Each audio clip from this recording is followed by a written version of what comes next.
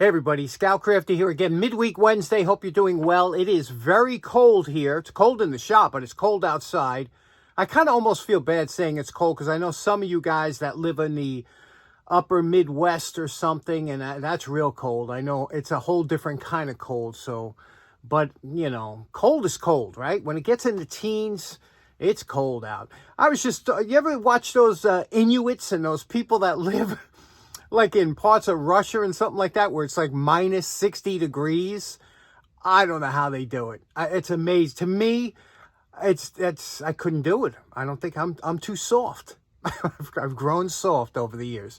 Anyway, a couple things to get to. First of all, I got a little bit of a favor to ask you. My buddy and our favorite tool guru, Dan Semmel, had, he was talking the other day. We were talking about ketchup bottles. Now, do you remember back in the day when Heinz ketchup bottles used to come in a glass bottle, and they were in every diner and restaurant? It was like, you know, they must have had a deal with everybody because they were everywhere. And if you went to a diner, especially if you went late at night or something like that, they would transfer the remnants of one bottle into another before they didn't like to keep half-empty bottles around. So what they used to do is balance them one on top of the other. Now, that was a common sight for us old timers. If ever you went into a diner at night, you'd look on the counter and they might have 2 or 3 sets of Heinz bottles, end to end, which means opening to opening and draining into one from the other. And Dan has been looking for a photo of 2 vintage Heinz bottles, a vintage photo, and he can't find one. And it's kind of a challenge. If you've ever seen that, if you know what I'm talking about, and I could use that photo, and I would like to pass it on to Dan because he's looking for it for one reason or another. The old Heinz, one bottle to another, one upside down, one right side up. Interesting stuff. Ketchup's an interesting subject. First of all, Heinz is spelled one way, and the rest of the world spelled ketchup another way. And the other thing is, what's interesting about ketchup, Heinz came out with a new plastic squeeze bottle with end caps on both ends. Have you seen this one? But probably the strangest thing of all is the Heinz clear ketchup, which I heard people have tried it. They said it tastes exactly like regular ketchup. I just can't understand how it's done. Have you ever seen this, the clear Heinz ketchup? And to me, what makes it so unusual is I understand with soda, they add coloring to soda because a lot of it's artificial flavors. But I thought all ketchups were pressed tomatoes, So how do you get clear tomatoes? I don't know. Do you know what I mean? Have you ever? It's crazy. Anyway, with that, we got a great episode planned for you today. A really kind of a project I've been putting off. Let's get started right away, and I'll show you what I'm talking about. Okay, next up, the reason I have this bottle, this is an old soda bottle. The reason I have this bottle down here is because I seen this on Instagram a bunch of times. I said, I always wondered if it works. It seems like such a good idea. And what the idea was, they would cut the bottle like here. They would slip it over a paint can. Now, with these paint cans, you got this annoying top that you got to pry open, and it's just so. What they would do is they would slip this over it, hit it with the heat gun, and it would shrink up around this lip here, creating I don't know. I always want to see if it works. Let's give it a shot. Okay, the first thing is we're going to cut off the top half of the bottle. I'm using scissors here. You could use whatever you have available. Cut that off, okay? And then what we're going to do, I'll clean up the tip here. Just clean it up with the scissors like this once you get that rough cut.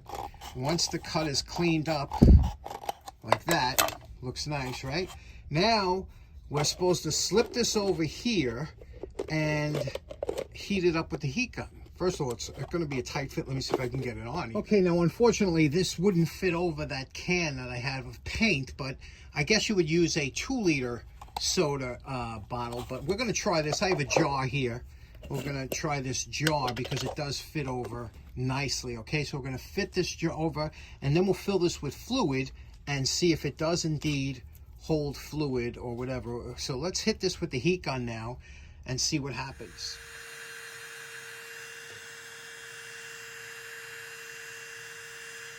Okay, there we go. You can see it did seal up.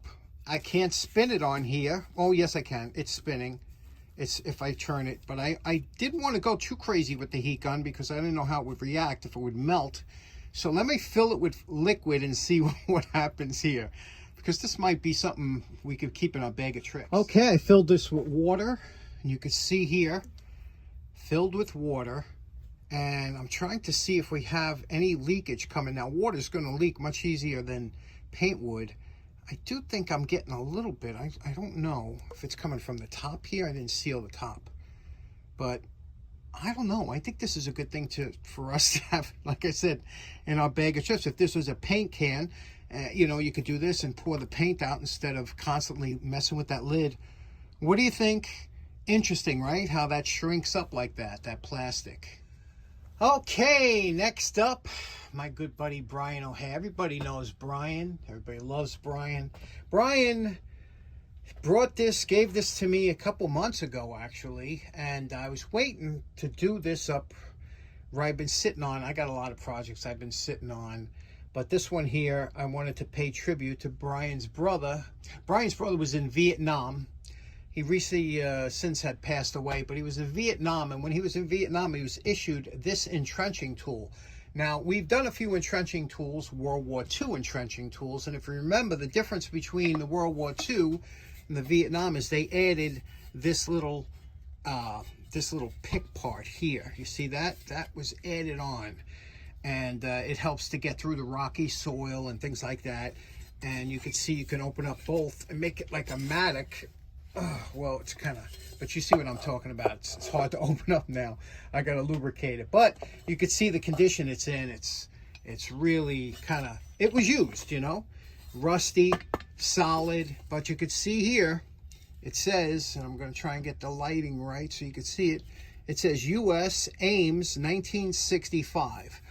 Now, we had one problem. The problem was it had a case. It came with this case. Let me show you. I'm going to try and put it in the case. Okay, so here's the case, right? Now, this is very interesting because I did a lot of research on these cases when trying to get the proper one. But anyway, watch what happens. You pull it down, right? That's as far as it goes. It's hitting now on these rivets. I can't get it down any further, and this will not even come close to closing. You see that? And it won't. I've tried everything. It will not go down any further. It's hitting on something in there, and I don't know what it is, and I cannot get this to close. So I said, I don't know. So that's why I've been sitting on this thing. I'm trying to figure it out. So I did a lot of research on these entrenching tools. I found out this is the proper cover. However, something's off, okay? So I ordered another cover figuring maybe this cover was something wrong with it, whatever. So I ordered it. I just got it yesterday. And look at the cover I got, okay? Cover I got. I think it's the same exact cover. So now I'm sitting there going, oh no, I'm going to have two of these covers. But you can see they're different manufacturers. These had the clips that went on your cartridge belt here. And this little area here was to hang your bayonet. Your bayonet would clip onto here, and this would wrap around the end of the bayonet so it wouldn't rattle around. How cool is, I got to put a bayonet on here now, right? It's to look awesome. But I get this, and I said, so now I'm crossing my fingers. It's exactly the same width-wise. I said, I hope this fits. So just before I tried it, I stuck this in here, and I said, come on, baby. You know, and it was starting to get stuck in the same area, but then wait, it pulled down further, and look, it clips. It works. So now we have a case that works. The other case, I don't know, something's wrong with it, but it don't matter. I'll use it for one of my World War II ones or whatever. But now we got the right case. Now all we have to do is get rid of some of this rust. Maybe we'll soak it. We'll see what we're going to do. This has an absolutely beautiful double contoured handle. It's contoured this way. It's got a thin profile here. It's got a swell at the bottoms, and it's got a lanyard hole. Absolutely beautiful. So let's take some of this rust off and see what we can do. Now, as you know, I'm a huge fan of the angle grinder in the shop, and there are so many different accessories you can use on the angle grinder. But these here, these screw right onto the angle grinder, the 4.5-inch angle grinder. You have a soft, flexible wire brush. You have the hard the twisted wire brush. These things are really aggressive. And you have the cupped twisted wire brush. So we're going to start with this to get some of the rough stuff. We'll finish with this, and maybe we'll have to soak it in vinegar or something. But we're going to do a little bit of time, see what we can get off there.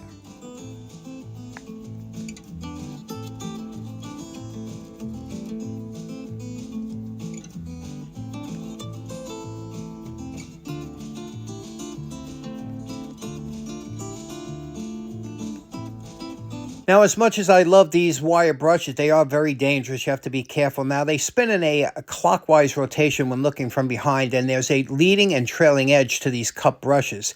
If you should come in contact with something like the edge of the shovel with the opposite end, like you want to make sure you have the trailing edge trailing off of it like this. If you hit the other edge, it's going to shoot back at you because of the way the rotation is, and that's where you can get in trouble. So always make sure you know the rotation of your cupped brush and go very slow, because as you're changing positions, you might grab the wrong side and that'll shoot that brush back at you and wind yourself up into that motor. And ask me how I know. Now, after we finish with the twisted cup brush, we go to the fine cupped brush. Now, this one behaves differently. As it spins on the grinder, those fine wire brushes tend to flail out. And when they do, you got to be careful. Like I said, if this catches the wrong thing, it will spin the grinder back at you and get you kind of twisted up in it. So this is where you got to be real careful. You got to have a good grip on your grinder. That's why I prefer the rat tail grip instead of trying to grip the body of it. It just makes no sense to me to have that wide body. You don't get a good grip. So you have to really hold on to these things when you're using them, and make sure that if you have, I like the angle vise, the number 700 Stanley corner vise for holding it, but there you can see it's coming out good. Now, here's the finish we have after the wire brushes. You could see it looks like what we call orange peel. It has the consistency of a peel of an orange, and that's not acceptable when you have to paint over it. So what we're going to do is we're going to take the flap sander, and we're going to hit it quickly with the flap sander and get rid of all that orange peel. Now you could see the before and after on this side. Obviously, the before is on the left here. You can see the orange peel, and on the right, how nice and smooth it is. Finally, we'll use the Dremel to get in all the crevices that we couldn't with the larger tools. Okay, we're very happy with the way this is coming along. I don't know where I want to go from here. Let me show you what we did here. First of all, we got rid of, look how smooth this is now. Look at that. Very nice and smooth, all oiled, lubricated. These will fold down now, and let me show you what they look like here. You could see we got nice and smooth down here, right? Got rid of all the pits that were on here.